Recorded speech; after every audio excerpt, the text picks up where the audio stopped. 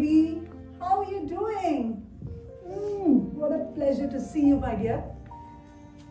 Those long flight delays, the fatigue, all that has disappeared. Just seeing you. I did meet your doctors on my way here, and there's some good news.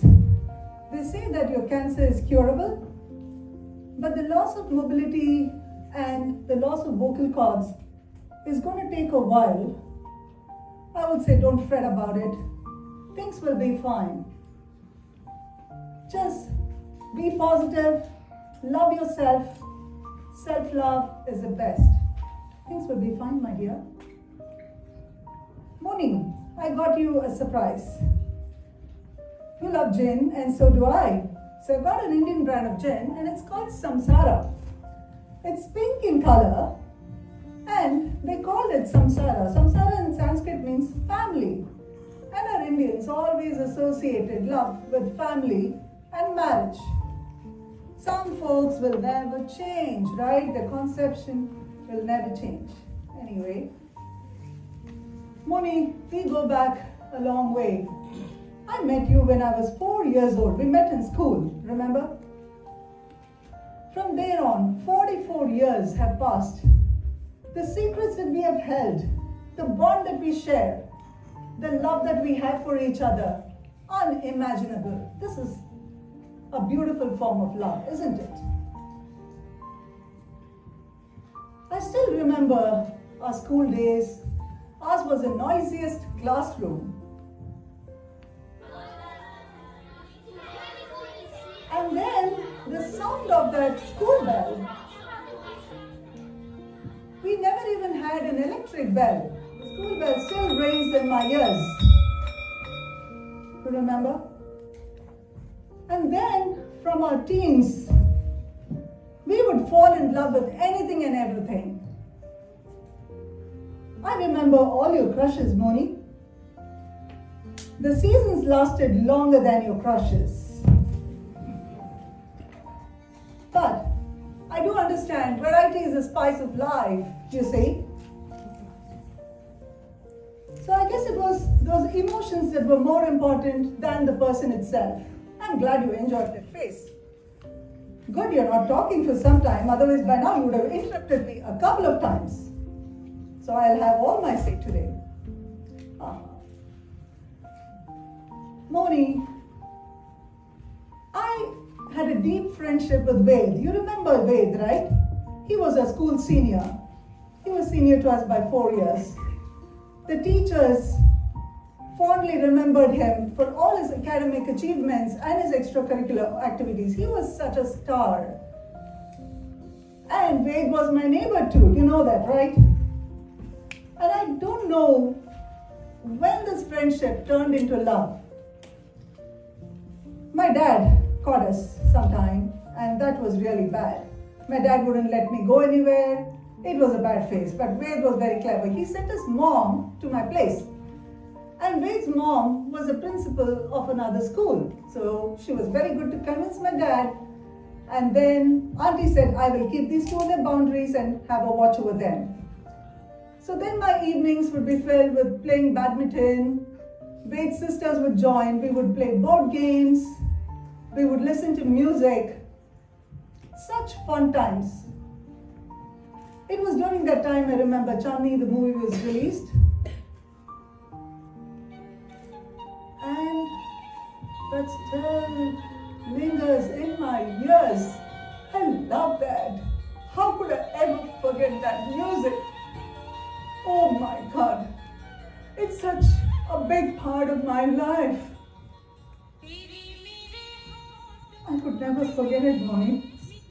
First love is the best form. No, there's no calculation, there's no assumption to it. It's your gut, right?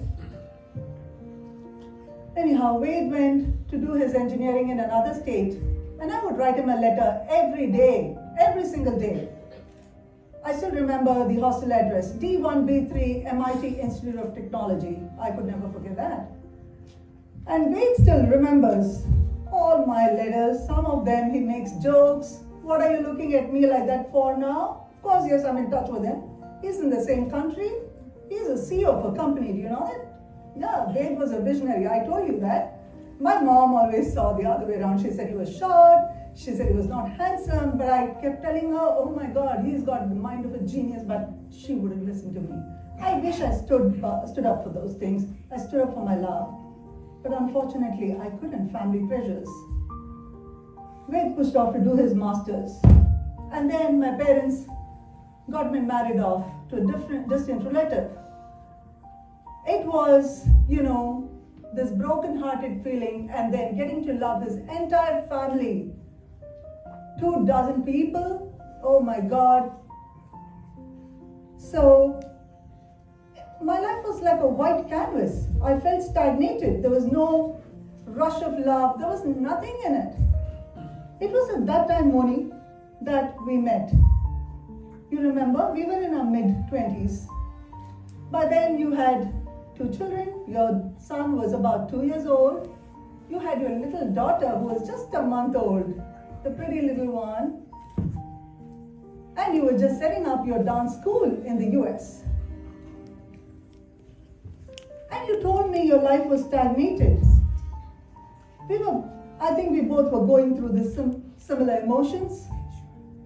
After about 10 years, I walked out of that situation to rediscover myself, to find what my love was, to find my passion, to work in a different country, experience culture. And thereafter, when my cup was full, I fell in love with a simple man who is just extraordinary. Life has been very beautiful, I must say. And I remember you telling me that you fell in love with your husband's friend. I was petrified for you, and I wondered what is happening. This threesome concept of love is not the most nicest form. But I know you liked the suspense, the unknown, the pleasure of meeting secretly, the rush of love, and probably you thought you were Sri Devi, clad in a sari, dancing in a rain, and then saying, "Kaate nahi katte ye din ye raat."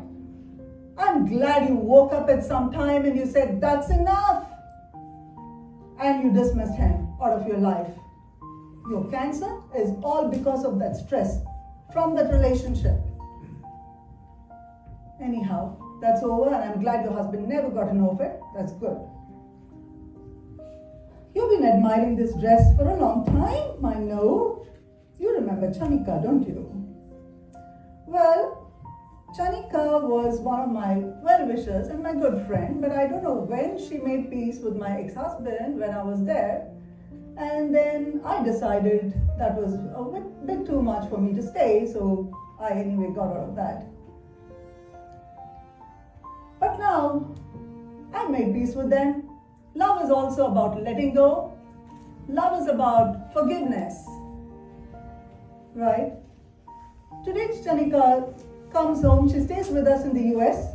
We bake, we party, we dance. The 4 of us have made peace. And that's the best thing, right? Harmony. What else? You just need to wish well for people, irrespective. And I love cats. I also learn so much from them. They are always so well groomed, irrespective of the situation. They are full of love. And then they come to you seeking love. They are not broken, you see. They never come broken. They have style, they have elegance, and they have class. And then they reach out to you. That's what I learned from my cats. And with my husband, I find love in doing ordinary things. We just sit about and talk about our daily life. What went on, just the mundane things. But I don't encourage him to talk politics. I hate politics. I've also understood love is all about just the ordinary things, It's not the extraordinary. It's just about finding the ordinary. And I'm glad you have also understood that love is about, your husband supporting you through your illness, encouraging you to set up this prestigious dance school outside the country. You know, goosebumps when I think about your dance school and what you have done. So that is love, encouraging a partner to do your best. And of course, our elders always told, take care of people, love them. But first you need to love yourself. You need to find your own identity. And then you share that love with others. How far have we traveled, Moni, in life to understand what simple love is? Love is not extraordinary. Love is just in regular, ordinary things. That is the most lasting form of love. People look for love in different kind of things. Not necessary. It's in your daily life. We understood that much later. I think it's time for sunset. I see the setting sun. Let me go get a wheelchair and I'll wheel you. Let's sip some gin on the terrace and have some fun, my dear.